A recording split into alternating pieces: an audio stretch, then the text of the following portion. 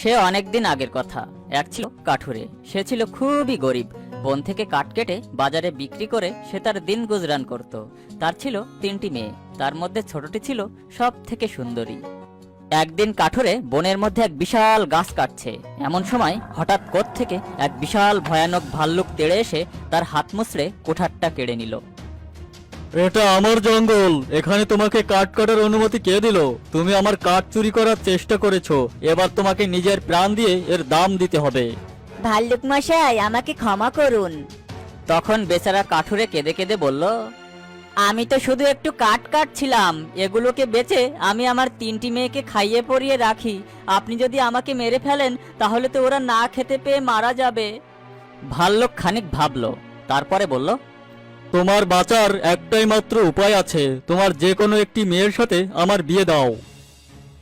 কাঠুরিয়া তো হতবাক, কি বলবে বা কি করবে ভেবেই পেল না। তারপরে যখন ভেবে দেখলো যে সে মরে গেলে তার মেয়েগুলো আশ্রয়হীন হয়ে পড়বে, তখন সে ভাল্লুকের প্রস্তাব মেনে নিল। দিন শেষে কাঠুরে বাড়ি ফিরে এলো। খেতে বসে তার 3 মেয়েকে বলল সব কথা। তখন কাঠুরের বড় মেয়ে বলল, বাবা, ভাল্লুককে বিয়ে করার থেকে মরে যাওয়া অনেক ভালো। মেজ মেয়েও একই কথা বলল। তখন বড় 2 মেয়ের কথা শুনে কাঠুরে হতাশ হয়ে পড়ল। তখন তার ছোট মেয়ে নিফা বলল, বাবা, আমি ভাল্লুককে বিয়ে করব। পরের দিন নিফা আর তার বাবা জঙ্গলে গেল। সেখানে ভাল্লুক তাদের জন্য অপেক্ষা করছিল। সুন্দরী নিফাকে দেখে ভাল্লুকের বেশ পছন্দ হলো। নিফা ভাল্লুককে সত্য দিল। সে বলল, আমার মা আমাকে বলেছিলেন সবসময় আল্লাহর নির্দেশ মেনে চলতে আর বাবাকে কষ্ট না দিতে, তাই আমি আপনাকে বিয়ে করব।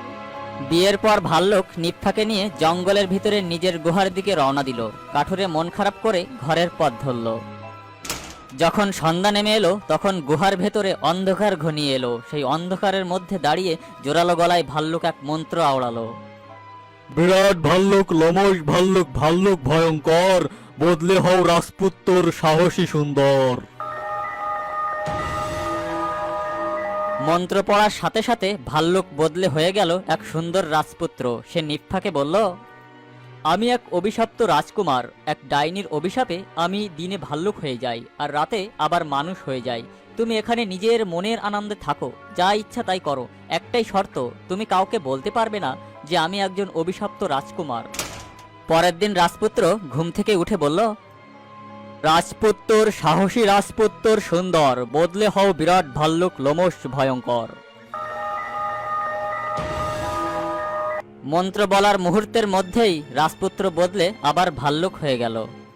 বেশ কিছুদিন কেটে গেল। নিফা ভাল্লুকের সাথে আনন্দেই থাকে, কিন্তু তার বাড়ি যেতে ইচ্ছে করে, বাবা আর বোনদের দেখতে ইচ্ছে করে। শেষে সে একদিন সাহস সঞ্চয় করে রাজপুত্রের কাছে অনুমতি চেয়ে বলল, এই জঙ্গলে তোমার সাথে ছাড়া তো আর কারোর সাথে কথা বলতে পারি না। আমার খুব ইচ্ছে করছে বাবা আর বোনদের সাথে দেখা করতে। বাড়ি তো এমন কিছু দূরে নয়, আমি তাড়াতাড়ি যাব আর অন্ধকার হওয়ার আগেই ফিরে আসবো। রাজপুত্র নিফাকে যেতে দিতে চাইছিল না, কিন্তু নিফা যখন খুব মন খারাপ করে কাঁদতে শুরু করলো তখন সে রাজি হলো। কিন্তু সে নিফাকে বারবার করে বলে দিল যে সে যেন কিছুতেই তার গোপন কথা কাউকে না বলে। পরের দিন নিফা ভোর ভোর ঘুম থেকে উঠল। সে রাজপুত্রের দেওয়া ভালো জামা কাপড় পরে সুন্দর করে সেজে নিল। বাড়ি গিয়ে বাবার বোনদের সাথে দেখা হতেই তার তো আনন্দের আর শেষ নেই। কিন্তু কিছুক্ষণ পরে তার ভালো জামা আর সুন্দর গয়না দেখে তার বোনদের খুব হিংসে হলো। তারা তখন ছোট বোনকে দুঃখ দেওয়ার জন্য বলতে থাকলো, কি লজ্জা, তোর একটা ভাল্লুকের সাথে বিয়ে হয়েছে। আর ভাল্লুকের সম্পর্কে আরো খারাপ খারাপ কথা বলতে থাকলো। বোনদের মুখে ভাল্লুকের সম্পর্কে মন্দ কথা অনেকবার শুনতে শুনতে নিফার একসময় খুব রাগ হলো। রাগের মাথায় সে ভাল্লুকের জীবনের গোপন অভিশাপের কথা বোনদের কাছে বলে দিল। বোনেরা তো সেই কথা শুনে অবাক। নিফার বড় বোন তখন এক বুদ্ধি দিল। তুমি এক কাজ করো, আজ ভাল্লুককে অনেক ভালো ভালো খেতে দাও। প্রচুর খেয়ে ভাল্লুক যখন গভীরভাবে ঘুমাবে তখন ওর হাত আর মুখ বেঁধে দাও। সকালে ঘুম ভাঙলে ভাল্লুক তার চেহারা বদলানোর মন্ত্র বলতে পারবে না, তাহলে ওই মন্ত্রের জাদু নষ্ট হয়ে যাবে। তখন তোমার বর আর কোনোদিনই ভাল্লুক হবে না। নিফা সন্ধ্যাবেলা ভাল্লুকের গুহায় ফিরে এসে তার বোনদের কথা মতো ভাল্লুককে ভালো মন্দ খেতে দিল। পরের দিন সকালবেলা ঘুম থেকে উঠে রাজপুত্র তো অবাক হয়ে গেল তার নিজের হাত মুখ বাঁধা দেখে। রাজপুত্রের ইশারায় নিফা তার মুখের এবং হাতের বাঁধন খুলে দিল। তখন রাজপুত্র তাকে করুণ স্বরে বলল, তুমি তোমার শপথ ভেঙে ফেলেছো নিফা, এখন তোমাকে এর ফল ভোগ করতেই হবে। এই অভিশাপ থেকে আমি মুক্ত হতে পারতাম যদি তোমার সাথে 1 বছর 1 দিন থাকতে পারতাম, কিন্তু তুমি তো সেটা হতে দিলে না।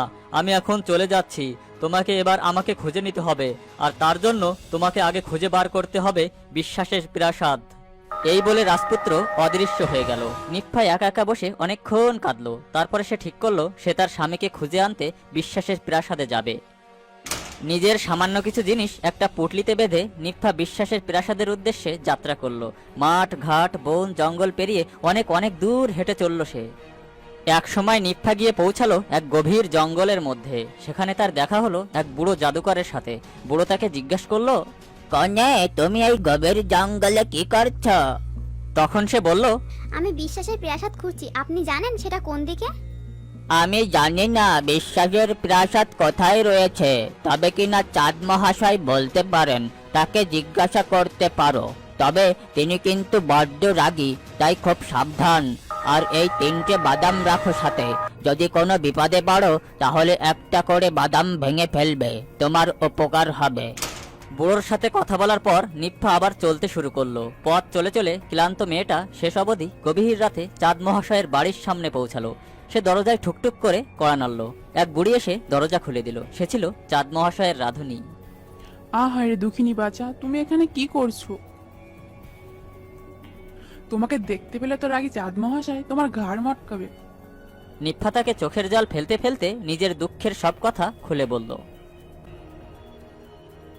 বুড়ি নিফাকে বলল, তুমি চুল্লির পিছনে গিয়ে লুকাও, চাঁদ মহাশয় এলে আমি জিজ্ঞেস করে দেখবো উনি বিশ্বাসের প্রাসাদ সম্পর্কে কিছু জানেন কিনা। উষাকালে কাজকর্ম সেরে চাঁদ মহাশয় বাড়ি ফিরলেন। তার মেজাজ তখন খুব গরম, আঙ্গুলে বুনো ফুলের কাটা ফুটে গিয়েছে যে। রান্নাঘরে ঢুকেই চাঁদ ঠাকুরন নাক মুখ কুঁচকে বললেন, মানুষের গন্ধ যেন পাচ্ছি মনে হচ্ছে। এখনই মানুষটাকে ধরে এনে আমাকে দিবি, নাকি তোকেই ধরে খাবো? সে কথা শুনে রাধুনী বুড়ি মুখ বেঁকিয়ে বলল, বললো যা, তোমার মাথা খারাপ হয়েছে মহাশয়, চুল্লিতে মুরগি সেকতে দিয়েছি আর তোমার মনে হচ্ছে মানুষের মাংস। বসে তাড়াতাড়ি খেয়ে ঘুমাতে যাও দেখি, তুমি কাজ করে ক্লান্ত, তোমার মাথা ঠিক নেই। চাঁদ মহাশয় তো গুছিয়ে খেতে বসলেন। ওদিকে রাধুনী বুড়ি বকবক শুরু করলে, আগের দিন পেঁচা এই পথ দিয়ে যাচ্ছিল, তা আমি ওর সাথে একটু গল্প গুজব করলাম আর কি। তা পেঁচা বলছিল সে নাকি কোন এক বিশ্বাসের প্রাসাদের কথা শুনেছে। তা আমি তাকে বললুম আমাদের চাঁদ মহাশয় কত কিছুই জানেন, তিনি নিশ্চয়ই ওই প্রাসাদের কথাও জানেন। খেদে চাঁদ মহাশয়ের মেজাজ একটু ঠান্ডা হয়েছে। তিনি বুড়িকে বললেন, সত্যি বলতে কি এটা আমি জানি না, তবে কিনা সূর্যি মহাশয় জানতে পারেন। এই বলে চাঁদ মহাশয় ঘুমাতে গেলেন। রাধুনী বুড়ি তাড়াতাড়ি দরজা খুলে নিফাকে বাড়ি থেকে বার করে দিয়ে বলল, তাড়াতাড়ি হাঁটা লাগাও, চাঁদ বুড়ো জেগে গেলেই মুশকিল। ওই সামনের পথ দিয়ে হাঁটো, সূর্যি মশাইয়ের বাড়ি পেয়ে যাবে। নিফা আবার হাঁটা শুরু করলো। আর অনেক পথ হেঁটে শেষে সূর্যি মশাইয়ের বাড়ি পৌঁছালো। তার কড়া নাড়া শুনে দরজা খুলে দিল এক ছোট্ট খাট্ট বুড়ি। তখন বুড়ি বলল, হ্যাঁ সুন্দরী কন্যে, তুমি এখানে কি করছো? তুমি কি জানো না সূর্যি মশাই তোমাকে এখানে দেখলে রেগে গিয়ে তোমাকে ঝলসে দিতে পারেন? বেচারি নিফা কেঁদে কেঁদে বুড়িকে তার দুঃখের সব কথা জানালো। তার করুণ কাহিনী শুনে তো বুড়িও দুঃখিত হয়ে পড়ল। তাদের কথার মাঝেই ঘর ভরে গেল তীব্র আলোয়। আর সূর্যি মশাই সারাদিনের কাজ সেরে বাড়ি ফিরলেন। নিফা বুঝলো এইবার তাকে মরতেই হবে। সে ভয়ে চোখ বুজে ফেললো। আরে আরে কত মশাই করেন কি? থামুন থামুন, এই দুঃখিনী মেয়েটি বিশ্বাসের প্রাসাদ খুঁজছে। ওহ, তুমি তাহলে বিশ্বাসের প্রাসাদ খুঁজতে এসেছো? সূর্যি মশাই অবাক হয়ে বললেন। চোখের জল ফেলতে ফেলতে নিফা তার সাথে ঘটে যাওয়া সব দুর্ঘটনার কথা জানালো। আমি জানি সেই বিশ্বাসের প্রাসাদ ঠিক কোথায় আছে, কিন্তু দেখো সন্ধ্যা হয়ে গেল, এখন তো আমার বাইরে যাওয়া সম্ভব নয়। কিন্তু হ্যাঁ, একটা উপায় আছে। আমার খুব ভালো বন্ধু হলেন বাতাস বাবু মশাই, তিনি তোমাকে সেখানে নিয়ে যেতে পারেন। তুমি এক কাজ করো, এই পথ ধরে হেঁটে যাও, তাহলে পৌঁছে যাবে বাতাস বাবু মশাইয়ের বাড়ি। ওনাকে গিয়ে বলো আমি তোমাকে পাঠিয়েছি। আবার হেঁটে চলল নিভা। আবারও অনেক পথ পেরিয়ে সে পৌঁছালো বাতাস বাবু মশাইয়ের দরজায়। ঠুকঠুক করে দরজায় টোকা দিল সে। ভেতর থেকে ভেসে এলো এক শনশন উত্তর, কে এসেছো বাইরে? ভেতরে চলে এসো। নিভা ভেতরে ঢুকে বাতাস বাবু মশাইকে বলল তাকে পাঠিয়েছে সূর্যি মশাই একটা অনুরোধ নিয়ে। রাখবো তোমার অনুরোধ, বললেন বাতাস বাবু মশাই, সে যাই হোক না কেন। নিফা তখন বাতাস বাবু মশাইকে তার সব দুঃখের কথা প্রথম থেকে খুলে বলল। কোনো চিন্তা করো না, আমি নিজে তোমাকে সেখানে নিয়ে যাব। বাতাস বাবু মশাইয়ের পিঠে চেপে বসলো নিফা আর এক লহমায় পৌঁছে গেল এক বিরাট প্রাসাদের সামনে। এই হলো বিশ্বাসের প্রাসাদ, বললেন বাতাস বাবু মশাই। দেখে শুনে মনে হচ্ছে ভিতরে কোনো বড় উৎসব হচ্ছে। পুরো প্রাসাদটা দারুণ সুন্দর করে আলোয় সাজানো ছিল, ভেতর থেকে ভেসে আসছিল মিষ্টি বাদ্যযন্ত্রের আওয়াজ। বাতাস বলল, এবার আমাকে যেতে হবে, ভয় পেও না, তুমি তোমার কাজে ঠিক সফল হবেই। নিফা প্রাসাদের দরজায় কড়া নাড়ল আর এক কর্মচারী বেরিয়ে এলো। আমি আপনাকে কি সাহায্য করতে পারি? জিজ্ঞাসা করলো কর্মচারী। আমি রাজপুত্রের সাথে দেখা করতে চাই। জানালো নিফা। মহাশয়, কর্মচারীটি বলল, আপনি তো তার সাথে এখন দেখা করতে পারবেন না, তার আজ বিয়ে হচ্ছে কিনা, আর তিনি এখন রাজকন্যার সাথে বাজনার তালে তালে নৃত্য করছেন। এ কথা শুনে নিফা বলল, তাহলে আমাকে অন্তত দয়া করে এই আনন্দ অনুষ্ঠান দেখার একটা সুযোগ করে দিন। আমি এই রকম বড় অনুষ্ঠান আগে কোনোদিন দেখিনি। নিফার আবদার শুনে কর্মচারী অনেক ভেবে বলল, ঠিক আছে, আমি আপনাকে ভেতরে ঢুকতে দিতে পারি, কিন্তু খেয়াল রাখবেন বিয়ের কোণে রাজকন্যা যেন আপনাকে দেখে না ফেলেন। দেখলে কিন্তু খুব রেগে যাবেন। আপনি নিমন্ত্রিত নন কিনা? নিফা ভেতরে ঢুকে দেখে তার স্বামী সেই রাজপুত্র টেবিলে বসে অনেক অতিথিদের সাথে খাওয়া দাওয়া করছে। সে নিজে দেওয়ালের কোণ ঘেঁষে দাঁড়িয়ে রাজপুত্রের দৃষ্টি আকর্ষণ করার চেষ্টা করতে থাকলো, কিন্তু রাজপুত্র তো অন্যদের সাথে গল্প করেই যাচ্ছে। সে বেচারি নিফাকে দেখতেই পেল না। এদিকে এক সময়ে নিফাকে দেখে ফেললো সেই বিয়ের কোণে। সে আসলে ছিল এক দুষ্ট ডাইনি। সে নিজের জাদুর জালে জড়িয়ে রাজপুত্রকে বন্দি করে বিয়ে করছিল। এই সময়ে রাজপুত্রও নিফাকে দেখতে পেল। সে সঙ্গে সঙ্গে তার স্ত্রীকে চিনতে পারলো। সে কর্মচারীদের হাঁক দিয়ে ডেকে বলল নিফাকে তার কাছে নিয়ে আসতে, কিন্তু হই হট্টগোলের মধ্যে কেউ তার কথা শুনতেই পেল না। ওদিকে দুষ্টু রাজকন্যা তার রক্ষীদের ডেকে বলল, শিগগির তোমরা ওই ভিখারিনী মেয়েটাকে ধরে বার করে দাও। রক্ষীরা নিফাকে যেই ধরতে গেল, সে তখনই সেই বুড়োর জাদুকরের দেওয়া একটা জাদু বাদাম ভেঙে ফেললো। সঙ্গে সঙ্গে সে একটা ছোট ইঁদুর হয়ে এদিক ওদিক ছুটতে লাগলো। সেই দেখে ডাইনি এক বিশাল কালো বিড়াল হয়ে ইঁদুরকে তাড়া করলো। ইঁদুর তখন এক লাফে টেবিলে উঠে রাজপুত্রের থালায় গিয়ে পড়লো। তখন ইঁদুররূপী নিফা আরেকটা বাদাম ভেঙে ফেললো। সে সঙ্গে সঙ্গে বদলে গেল ভাতের একটা কণায়। রাজপুত্রের থালায় ছড়ানো অনেক ভাতের মধ্যে সে মিশে গেল। বিড়াল বেশি ডাইনি তখনই টেবিলে উঠে পড়ে নিজেকে মুরগিতে বদলে দিল আর কপ কপ করে ভাত খেতে লাগলো। নিফা তখন বুড়ো জাদুকরের দেওয়া তৃতীয় জাদু বাদামটিও ভেঙে ফেললো আর নিজেকে শিয়ালের রূপ দিল। সেই শিয়াল তখন মুরগিকে ধরে খেয়ে ফেললো। ডাইনি রাজকন্যাকে সাহায্য করার পর নিফা আবার মানুষের চেহারায় ফিরে এলো। এরপরে সে রাজপুত্রের সাথে সুখে ঘর সংসার করতে থাকলো।